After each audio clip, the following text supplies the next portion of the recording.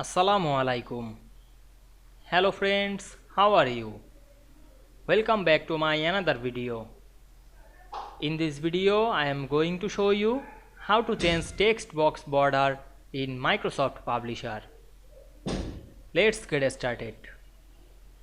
At first we have to open a Publisher document and take a text box with some text and included text border color. Now we want to change the text box border. Click the text box, then go to the shape format menu.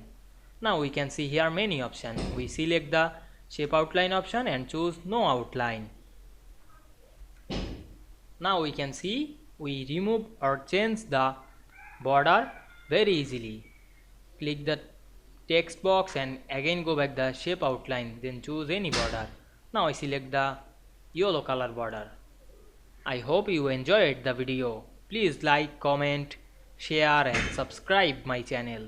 Thanks for watching.